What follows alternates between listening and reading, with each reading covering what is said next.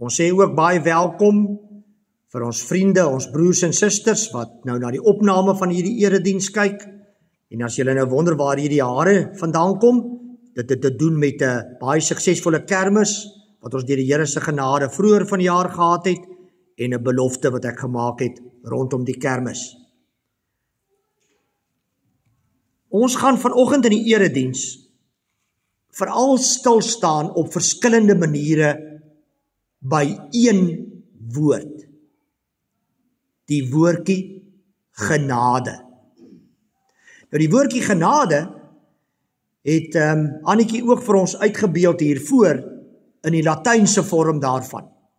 Sola gratia, genade alleen. Genade is God se guns en liefde en goedheid vir ons sonder dat ons dit verdien. Die bekende skrywer Philip Yancey skryf in sy boek wat juis oor genade gaan, What is so amazing about grace? Dat hy 'n probleem daarmee gehad het om 'n definisie van genade saam te stel. Uiteindelik het hy besluit op die volgende definisie.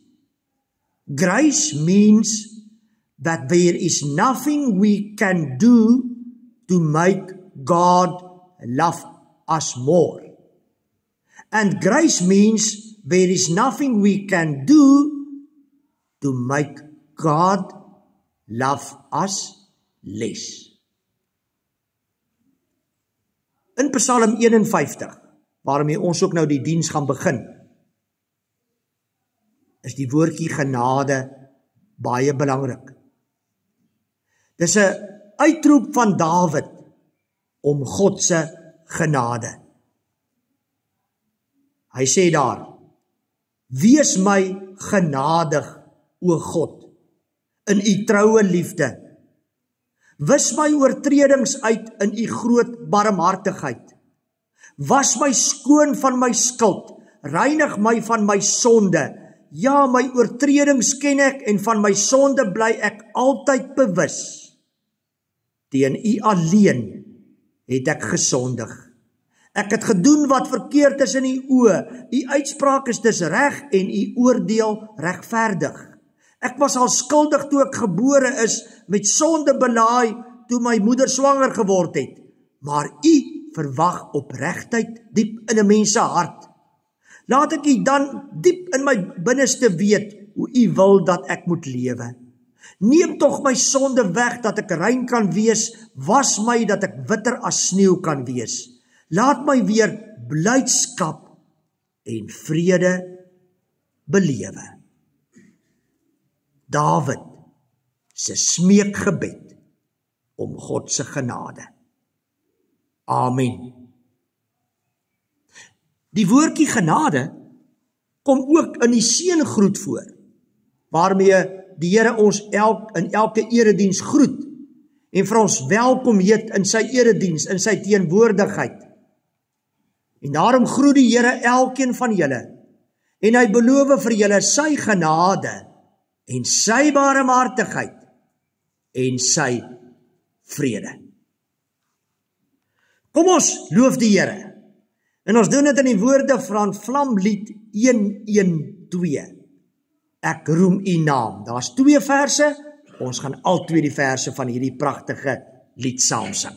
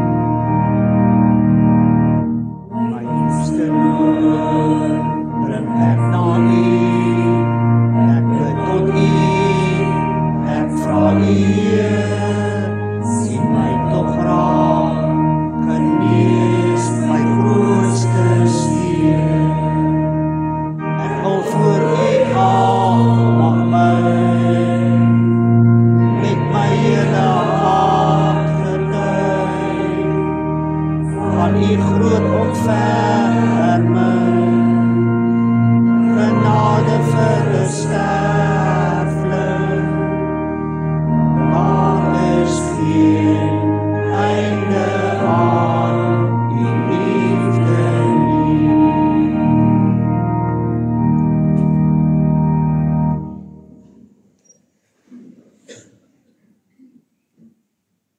Kom ons buig die hoofde en dan bid ons saam.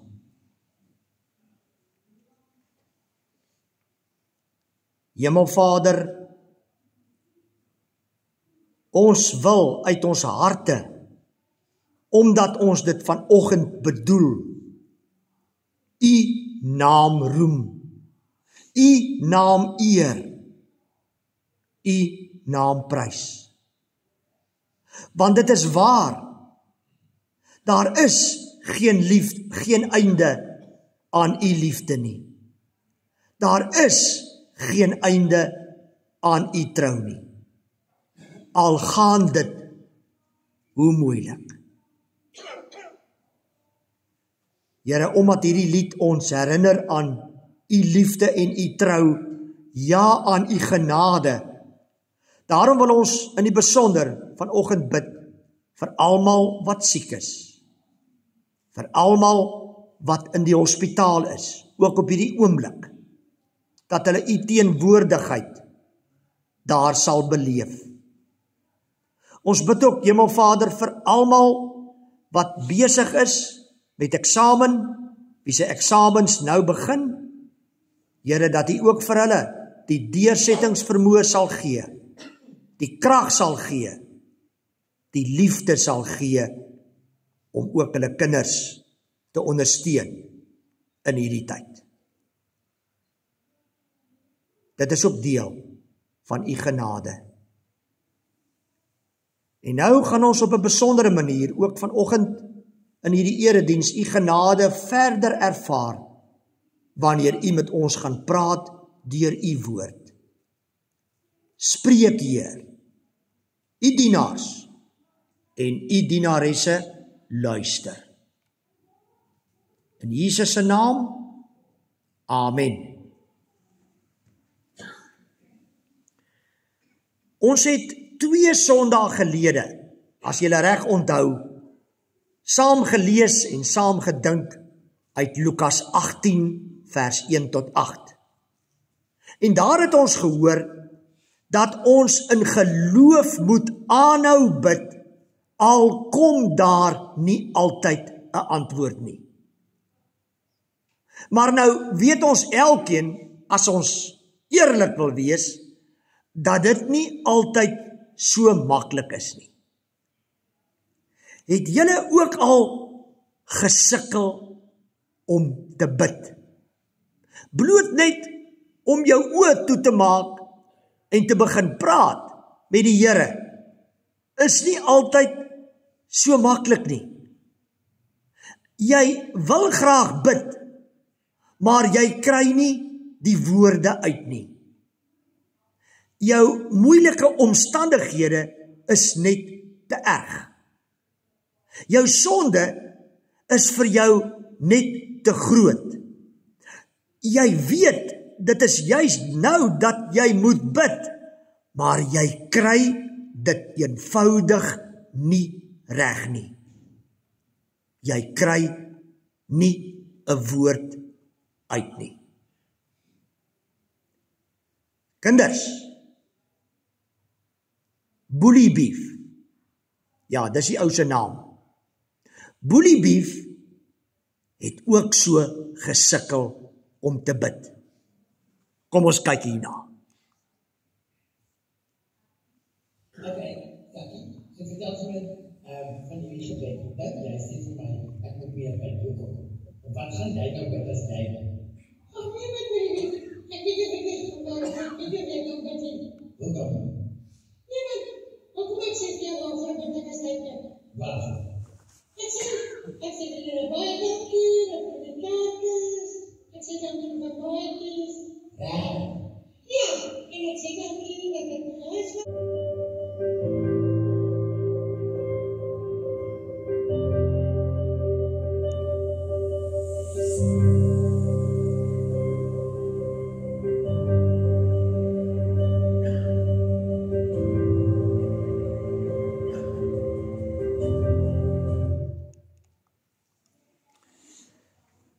In Lukas 18, vers 9 tot 14, net na vers 1 tot 8, waarna ek net nou verwys het, vertel Jesus vir ons van 2 mense wat gaan bid het. Die een ou het op die oog af nie gesukkel om te bid nie. Die ander ou het amper nie woorde gehad nie. Kom ons lees vanaf vers 9. Met die oog op mense wat seker was dat hulle eie saak met God reg is, en wat op ander neergesien het, het Jesus hierdie gelykenis vertel. 2 mense het na die tempel toe gegaan om te bid.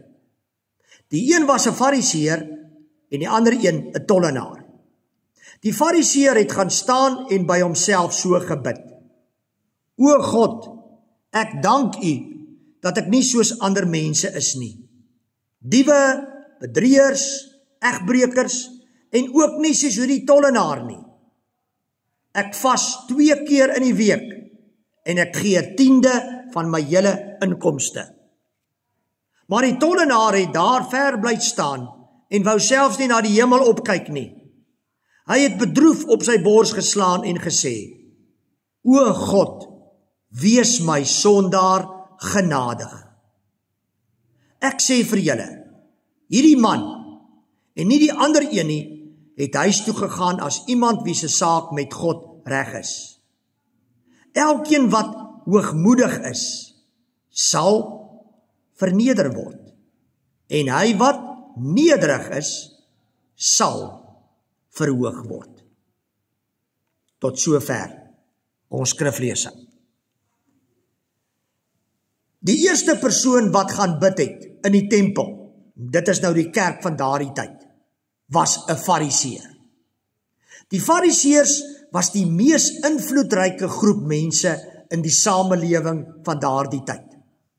Kenmerkend van die fariseërs was hulle streng wettiese ingesteldheid.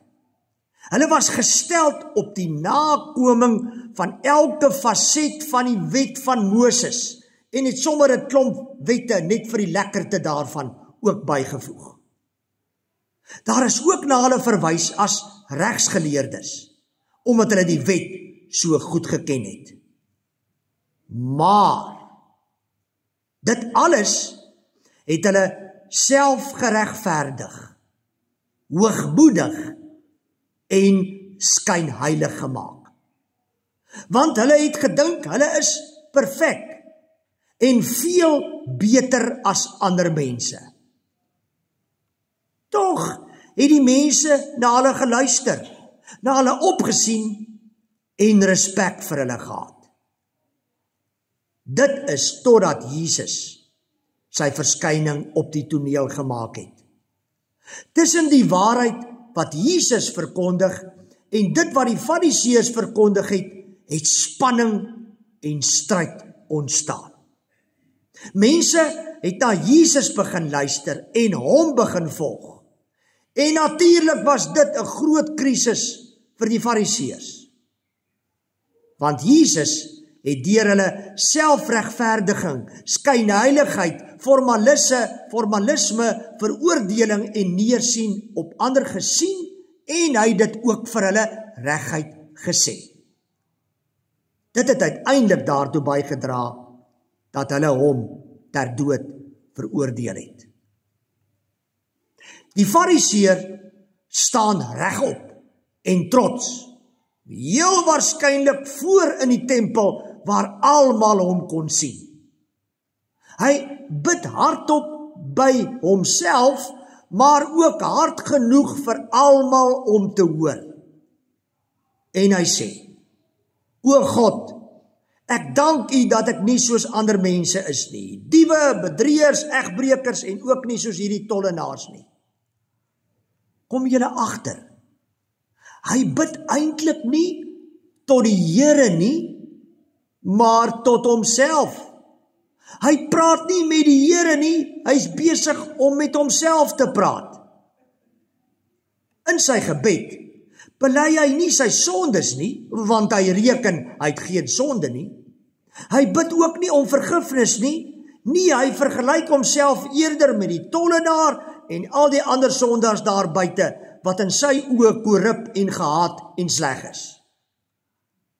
Dit laat hom, volgens sy verstaan, goed lyk voor God. Die Fariseërs hou sy goeie werke voor aan God. Hy verklaar homself eintlik regverdig voor God en sê eintlik vir die Here, ek vaar selfs beter as die wet, want ek vas 2 keer 'n week, terwyl die wet maar net 1 keer 'n week vereis.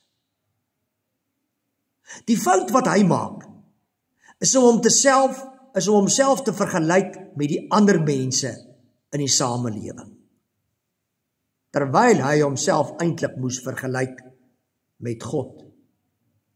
Dan sou hy besef het, dat hy steeds ver tekort skiet, en God se genade nodig het.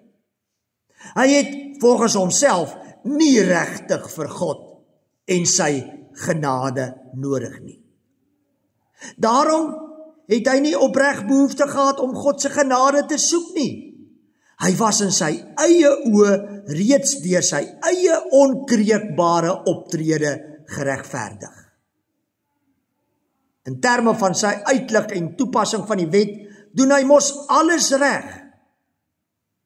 Hy praat wel met God, maar nie omdat hy God nodig het nie. Die tweede persoon wat gaan bid het, was 'n tollenaar. Letterlik en 100% die teenoorgestelde van die Fariseër.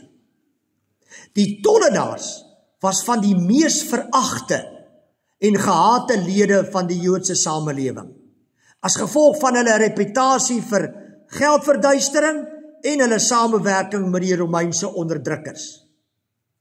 Julle moet onthou, 'n tollenaar was 'n kroek, 'n propperse skelm.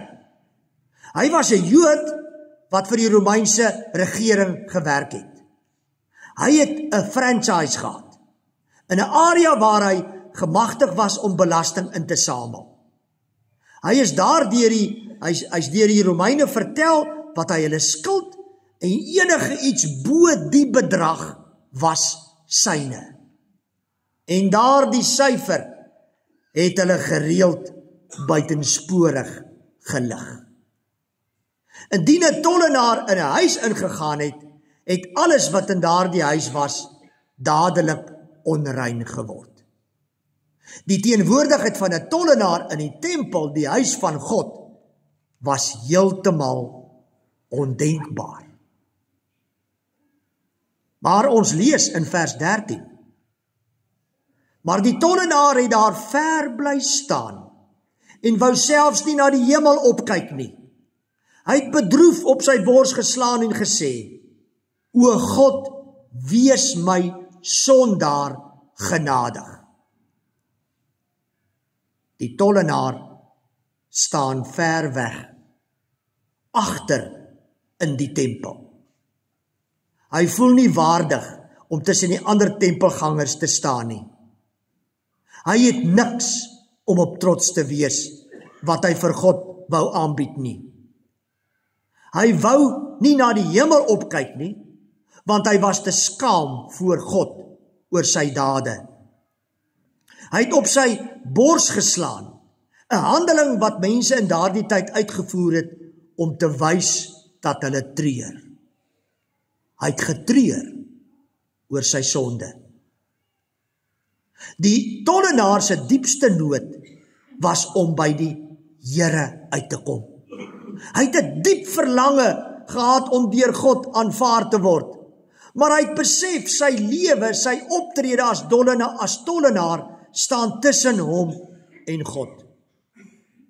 En daarom werp hy homself as te ware neer voor God, met 'n hoop op vergifnis en 'n nuwe lewe.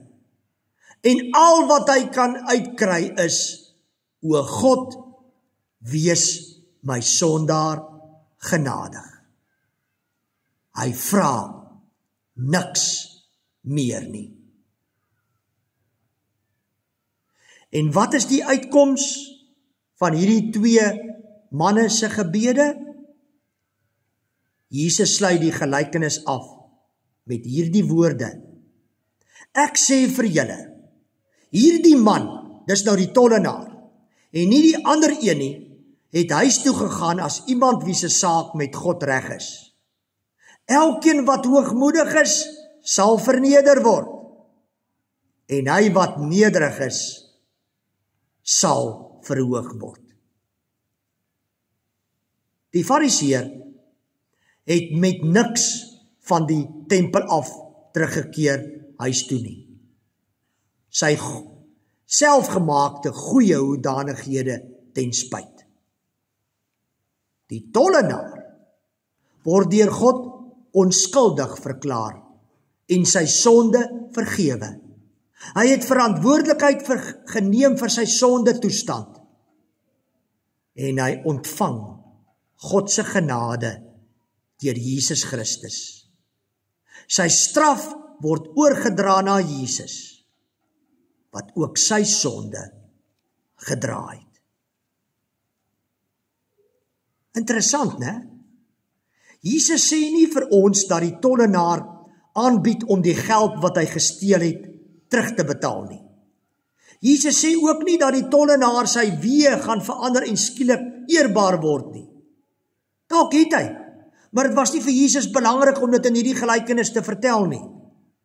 Want die tollenaar bring geen persoonlike prestasie na die tafel om met God te onderhandel nie. Hy maak geen aanbod om die persoonlike prestasie speletjie te speel nie. Hy het niks om homself mee te prys nie en wend geen poging aan om homself as prysenswaardig voor te stel nie. Sy enigste deeg is sy nederigheid, wat hom toelaat om God om genade te vra. En God verhoor sy gebed, en daarom gaan hy geregverdig huis toe. Net genade. Broers en susters, regverdigmaking, die feit dat ons verlos en gered word van ons sonde, is nie iets wat jy en ek kan verwerf nie. Ons kry dit gratis as 'n geskenk. Ons word verlos op grond van genade. Daarom het ons geen rede om op onsself te roem of op ander neer te sien nie. Ons staan almal met leë hande, bakhand voor God. Selfs ons goeie werke wat ons uit dankbaarheid doen, is genade. Hierdie genade van God is nie net daar vir ons regverdigmaking, ons verlossing nie. Dit is soos 'n sambreel oor ons hele lewe. Al sukkel jy daarom om te bid weens jou omstandighede, en al kan jy nie 'n woord uitkry nie weens jou sonde, is die gebed: O God, wees my genadig, genoeg. Al dink jy dit net in jou gedagtes. Geen sonde wat jy gedoen het, is te erg vir God se genade nie. Geen probleem of probleme waarmee jy nou sit, is te groot vir God se genade nie. Jy is nooit te ver van God af vir sy genade nie. O God, wees my genadig. Amen.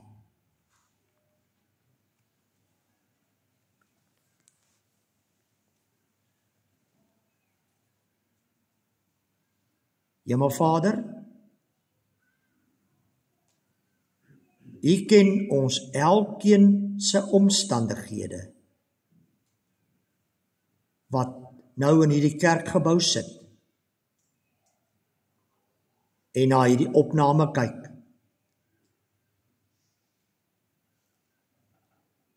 U weet hoe sukkel ons soms om te bid. U weet hoe ons dalk hier sit en voel, dit is net eenvoudig alles te veel vir my.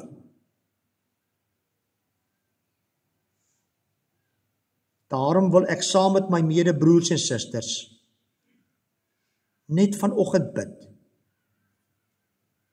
O God, wees ons genadig. En ons weet, U was ons nog altyd genadig. U is ons nou op hierdie oomblik genadig. En U sal ons genadig wees. Nou en vir ewig.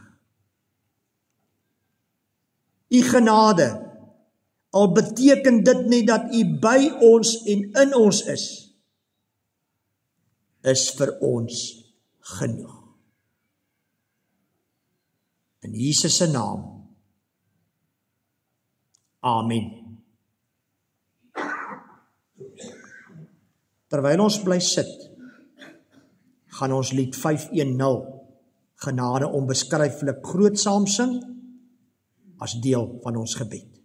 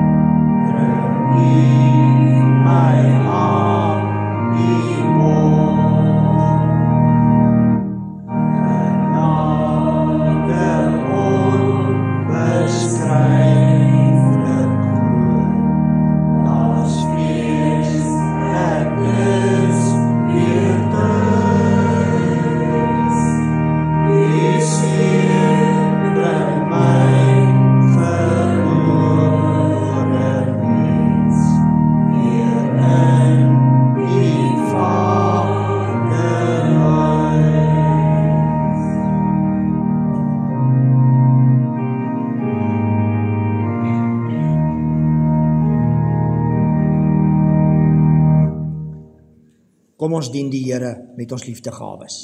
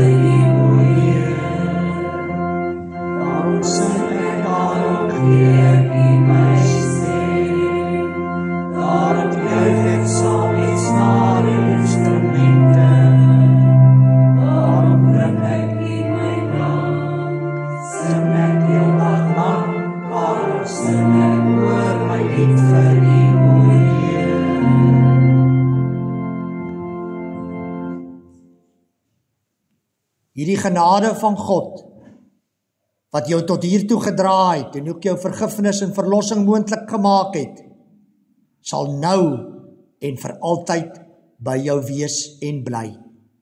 Die genade van die Here Jesus Christus, en die liefde van God, en die gemeenskap van die Heilige Gees, sal met almal, en met elkeen, van julle, van ons, wees en bly, nou en vir ewig.